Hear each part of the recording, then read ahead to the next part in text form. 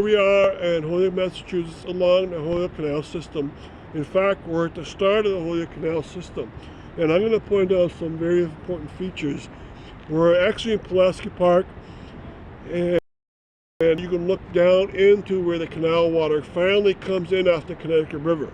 So the gray building to your left is the Gatehouse. That's the third gatehouse after 175 years. That's a good record. The gates below them, there's 12 of them, 10 large and 2 very tiny. They all are independently operated on a rack and pinion gear system. And they can be lifted an inch at a time if you want to. And that controls the water coming in to the exact level. And that's why you always see the Holyoke Canal at the same level.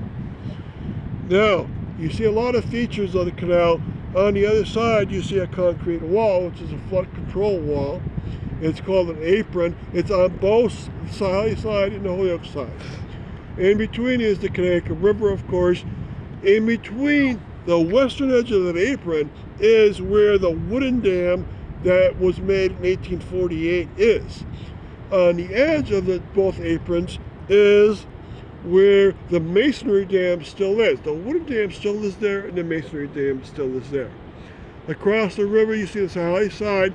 They have on that side this Holyoke Canal, which is owned by Holyoke, and it is very important with the function of this canal system because it also lets water over the gateways.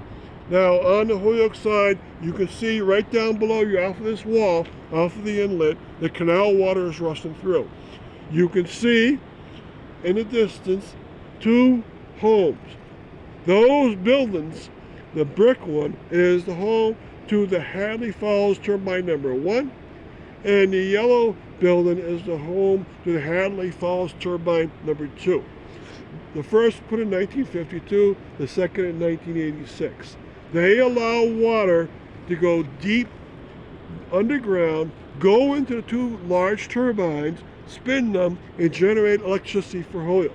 These are the 2 turbines that are used on the river, but along the canal system, there's 4 similar homes for other turbines along the canal. Now, beyond those 2 buildings is a channel. It seems to most people to be part of the Connecticut River Stable. That's fine. And it seems that it's part of the river. But it was dug out in 1952 to hold all the water coming through very deep from those turbines. The water is 35 feet deep when it's released, and it could be very turbid. So they had to dig into that rock a channel. Okay, now, the next feature that we see, we're going to come down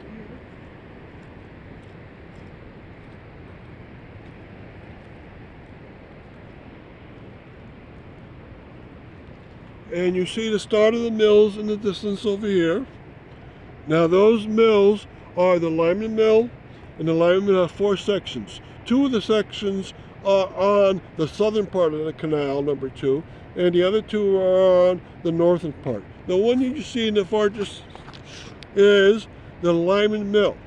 That made cotton products for most of its history. Nowadays it's not, it is still operational, but it's not making cotton products. You can see the canal in the distance go in split, and that split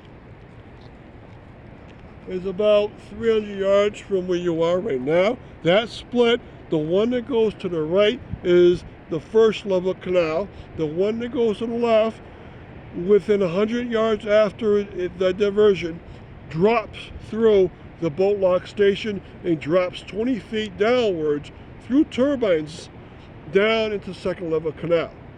Now, one wonderful feature you see along the way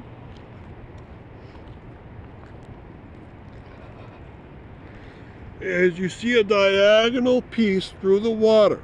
That diagonal piece through the water looks solid on the top, but it's not. The only reason why that's there is because you want to get rid of the fish that happen to get through the gate system. You don't want the fish inside of the canal system. They would get killed by the turbines. and so you have to divert them out. That diagonal piece has louvers in it. Now the louvers are the openings are facing away from the fish as they swim diagonally into this section of the canal. They're pushed gradually by the diagonal metal piece towards the far sharp edge. And there's a large tunnel. They can go into that tunnel, go below the road systems, and after being about 120 yards in that tunnel, they go into the channel that is already going to lead into the Connecticut River. So the fish are diverted by a louvered system. Now, the opening is not visible to them as they swim along. If they ever look backwards, they would see openings in the louvers, and that's where the water can seep through.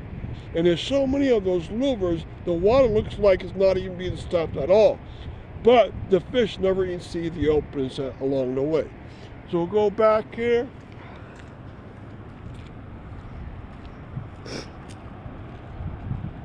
And the last thing to explain at this stop is you can see the Sahali side. And on the Sahali side, you see all the snow in the Riverside Park.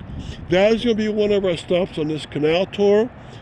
The water never stops going over the Holyoke Dam because the fish who choose to have a way to get over. And also the EPA or the federal government says that you have to keep water flowing through the Connecticut River drainage area in order to allow aquatic life, bird life, to have a place that they naturally would feel that it's supposed to be there. Up to 1970, that wasn't true. Then the government required them to open 2 big spillways to allow water in. When we go to the Sahali side, I'm going to show you an eel lift on that side. But on this side, the last thing to point out is along the northern edge of the brick building is a fish lift. And that fish lift is going to be one of our stops at some point. And that fish lift, from all year long, every day, at least once a day, it lifts fish from the southern part of the Connecticut River over the Holyoke Dam and releases them on the north. During May and June, when there's a lot of fish going upstream, it operates every hour. And there's 2 fish left, one for the channel and one for the river. Thank you for coming on the stop of the Holyoke Canal system.